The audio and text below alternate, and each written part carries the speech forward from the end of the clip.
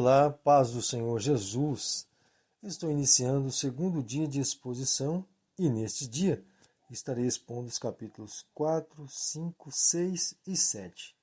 Sou o pastor Eliseu Fausto e te convido mais uma vez a vir comigo nesta leitura.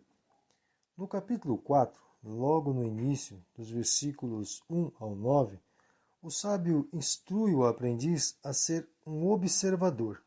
É interessante notar como o sábio orienta ao filho ou aprendiz a considerar o ensino que ele mesmo recebeu, fazendo o discípulo olhar para a sua vida presente como se dissesse para ele: veja, a sabedoria realmente funciona, olha a minha vida. Ele reivindica a autoridade dos antepassados e a sua própria, e nestas repousa o seu ensino. Nos versículos 10 ao 19, o sábio coloca diante de seu aprendiz os dois caminhos, para que seja feliz em sua escolha. Observe que nestes versículos, o sábio trouxe uma divisão fantástica de 4 versículos cada, tanto para explicar o caminho da sabedoria e vida, como para explicar o caminho da perversidade e morte. Vejamos. O sábio traz vida longa e boa no versículo 10, um caminho reto no versículo 11, capacidade de não tropeçar no versículo 12 e traz a chave da vida no versículo 13. A perversidade traz maus caminhos no versículo 14, maus exemplos no versículo 15, desejo de fazer o mal no versículo 16, fome e sede de maldade no versículo 17. Ele conclui seu argumento com um resumo maravilhoso, trazendo a realidade de que quem anda em sabedoria é cada vez mais lúcido, falando de outra forma, cada vez mais esclarecido em suas decisões. Mas aqueles que andam na maldade seguem cada vez mais em escuridão e em trevas. Nos versículos 20 ao 27, o sábio passa a orientar sobre a necessidade de ser vigilante. Já que o caminho da sabedoria é algo que se deve buscar para conseguir, o sábio reforça a necessidade de estar sempre focado neste propósito. Fala de guardar no coração os ensinos, e depois de o aprendiz ter guardado o ensino no coração, deve também guardar o coração de ser convencido do contrário. Só com esta constante vigilância, o aprendiz poderá se manter no caminho correto. As coisas, de um modo geral, funcionam desta mesma forma. Sempre há um ponto de partida, ou para a sabedoria ou para a tolice. Portanto, devemos escolher a sabedoria, tomando a decisão correta, não seguindo as trevas. Quero finalizar o capítulo 4 com uma breve declaração proverbial que muitas vezes ouvi. Como te ouvir se as suas atitudes são gritos aos meus ouvidos? Esta declaração nos faz entender que devemos buscar sim ensinar o que é certo, mas não só isto. Devemos ter como princípio básico viver o que ensinamos. As nossas ações serão muito mais perceptíveis que nossos ensinos. Portanto, se errar, tenha humildade para se arrepender. Se acertar, determinação para prosseguir. A sabedoria só é válida se funcionar na vida prática. A definição de sabedoria é habilidade para agir corretamente, e não habilidade para ensinar corretamente. Entrando no capítulo 5, o sábio propõe um ensino para orientar um jovem recém-casado sobre a prudência e a sensatez. Nos versículos de 1 ao 23, ele lembra que haverá tentativa de que seu casamento seja encarado como algo sem razão para continuar. Isso ocorrerá através de sutis formas de parecer que o seu lar atual não vale a pena, fazendo com que pense na ideia de se relacionar com outra pessoa fora do casamento. E foi com o propósito de o livrar de cair nesta tentação que o sábio se propõe a o orientar, deixando bem claro para o aprendiz que quando alguém não resiste a essa tentação, sua vida é entregue a lamentos e tristezas. Tudo por ser desonroso e indigno este caminho. O sábio defende que o casamento constituído é a única forma de um homem e uma mulher se deliciar e viver seu prazer carnal diante de Deus com sabedoria. E reforça que este deve ser o único meio de vida correta para aquele que anda em sabedoria e no temor de Deus.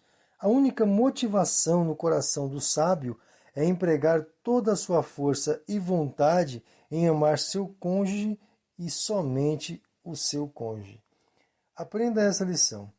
O prazer que o pecado pode trazer hoje retornará sobre a sua vida como uma grande desgraça. Vamos ao capítulo 6. No versículo 1 até o versículo 5, o sábio ensina sobre a questão de emprestar o nome. Ele não proíbe o aprendiz de ser fiador, mas deixa algumas orientações necessárias no caso do devedor não cumprir o acordo. O aprendiz é ensinado a lutar com todo o seu entendimento para que o amigo ou o próximo que o pediu ajuda retire sua parte de fiador caso o acordo em questão não seja cumprido. Fala sobre a urgência de procurar sair do negócio o quanto antes, pois não é para esperar para ver se o devedor vai dar um jeito de pagar a dívida.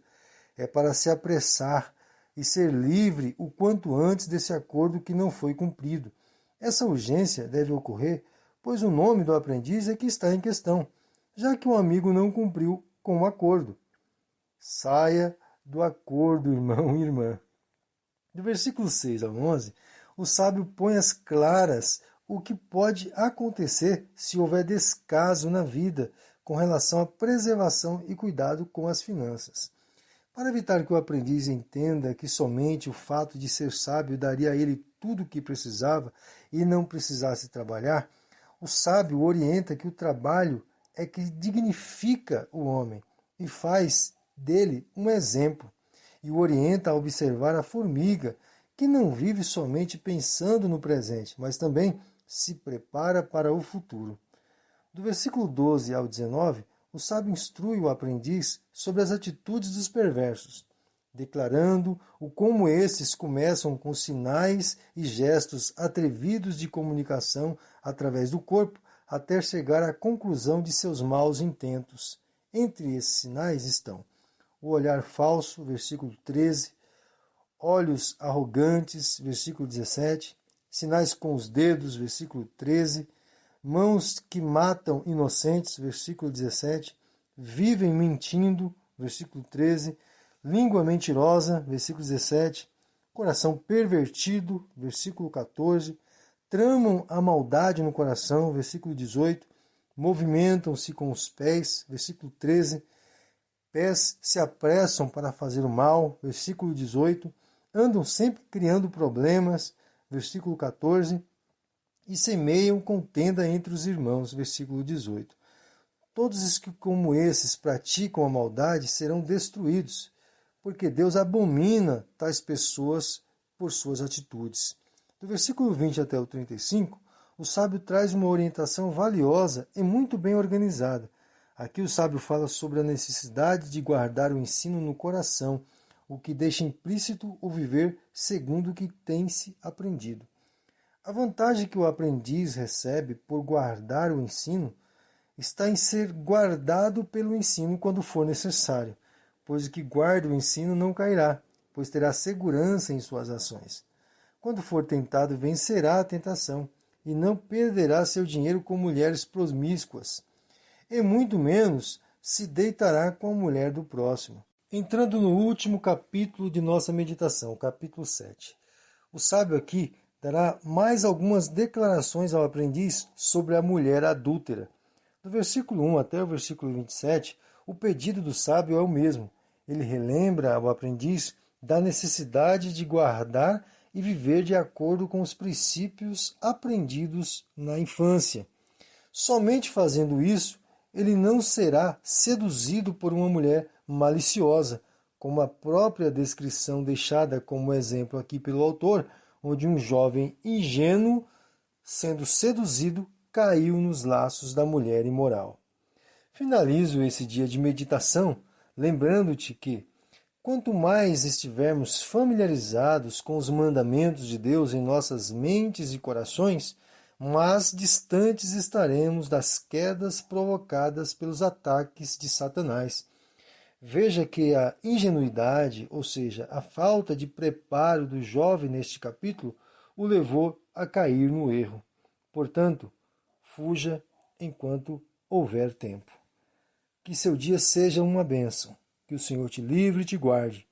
E até amanhã, querendo Deus.